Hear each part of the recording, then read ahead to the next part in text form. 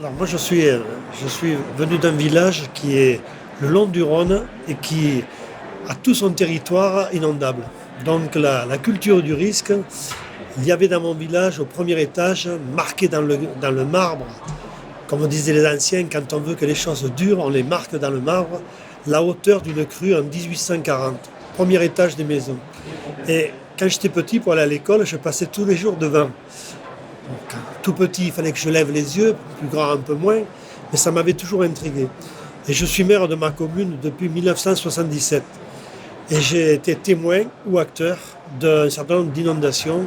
88, la ville de Nîmes, Vaison-la-Romaine aussi, 93, 94, les inondations de Camargue, ensuite l'Aude, j'y avais été à cette époque-là. 2003, c'est l'inondation qui nous a touchés, parce que jusque-là, j'étais président du syndicat des digues du Gard, 50 km de digues, et chaque fois, ça avait cassé de l'autre rive, sur la rive des Bouches-du-Rhône. Alors, on n'en était pas heureux pour autant, mais ça m'avait toujours inquiété. Et j'avais, à l'époque, j'avais mis en place ce qu'on appelle aujourd'hui des plans de sauvegarde, c'est-à-dire savoir à l'avance ce qu'il faut faire. Et quand on parle de retour d'expérience, il me semble qu'on peut les définir, je le dis souvent, à partir de 3 verbes. Prévenir, agir et se souvenir. Voilà, ne pas oublier tout ce qui se passait, de manière à ce que les générations qui arrivent, qui viendront après nous, puissent se nourrir de nos expériences. La première, prévenir, c'est très simple, c'était savoir ce que les populations et les dirigeants, mais aussi tous les citoyens doivent faire en cas d'alerte. Voilà. Ça, c'est très important. Ça se fait avec de l'éducation, des exercices, ça se fait avec de l'encadrement. Voilà. Et j'ai été le premier maire qui faisait appel à des bénévoles pour surveiller la digue. Et j'avais un souci majeur. S'il arrive quelque chose à ces gens-là, je ne me pardonnerai pas de les avoir invités à agir pour les autres. Donc, après l'expérience de 2003, notre grande inondation de 2003, avec le ministère, on a fait évoluer la loi.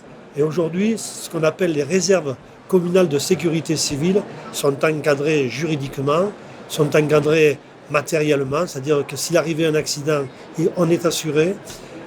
Si leur patron n'est pas d'accord pour les libérer, on a passé un contrat et le patron est forcément d'accord. Donc c'est une convention qui les lie entre la mairie qui les réquisitionne, eux-mêmes qui sont d'accord pour agir, et puis le patron de l'entreprise où ils travaillent. Donc on a fait énormément évoluer les choses, et mon expérience de 2003, où j'ai énormément occupé les médias et les télévisions, c'était qu'elle s'est passée le 3 décembre 2003. La veille au soir, à 18h, je vais passer dans toutes les maisons de mon village les bénévoles, donc les fameux réservistes, là, qui n'en portaient pas encore le nom, mais par équipe de 3, dans chaque maison, en disant « Nous sommes à la veille d'une grande catastrophe. » On ne peut pas dire quand elle se produira, mais ça peut arriver. Et là, on avait prévenu toutes les personnes de dire « Passez la nuit à l'étage et pas en rez-de-chaussée. Préparez l'important, c'est-à-dire les papiers de famille, des bijoux si vous en avez. Préparez-vous à partir et au moins une brosse à dents. » Voilà. Donc les gens étaient prévenus.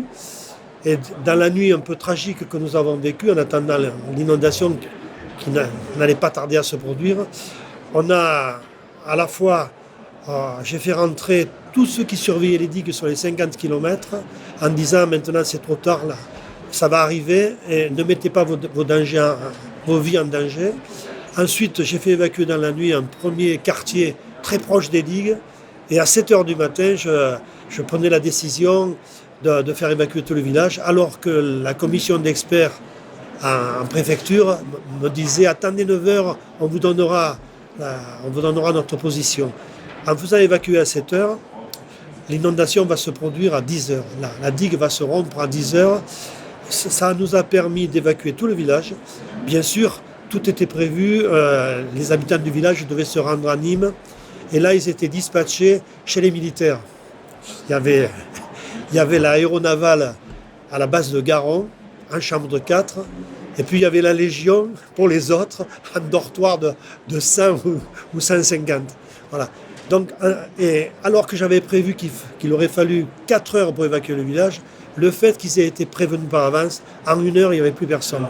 Et les bus qu'on avait fait venir n'ont servi à rien parce que tout le monde avait soit une voiture, soit un voisin qui en possédait une. Voilà donc un retour d'expérience. Alors je loue les bénévoles.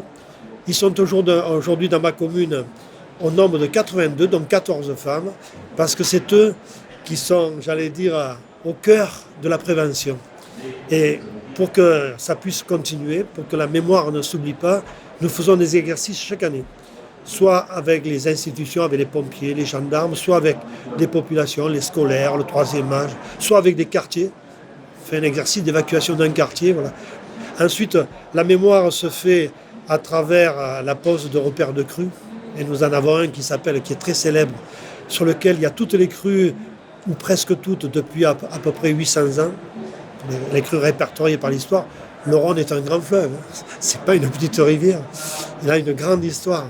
Voilà, et toutes ces choses-là, dernièrement, une émission avec Jamil, les inondations de Paris, du Rhône, etc., où toute la réserve a fait une cellule de crise fictive, des sorties sur les digues fictives mais réelles.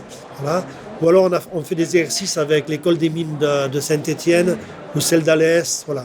Et toutes ces choses-là font qu'on a des gens qui sont des référents dans le village, donc il faut les identifier. On met nos réservistes à l'honneur, par exemple aux grandes cérémonies du 11 novembre. Voilà, donc, puisqu'on est dans une époque où chacun veut être considéré, voilà, veut exister à travers la considération des autres. Voilà donc les ingrédients un petit peu qui me font penser que c'est très important donc de prévenir, de surveiller les digues, de savoir se comporter lorsque l'accident arrive, et puis garder espoir que l'argent public permettra de renforcer notre sécurité. C'est ce que nous vivons en ce moment à travers le plan Rhône, qui nous dispense pour le seul delta de Camargue 250 km de digues, quand même 400 millions d'euros. Voilà, donc nous sommes en train de réaliser de très très grands travaux.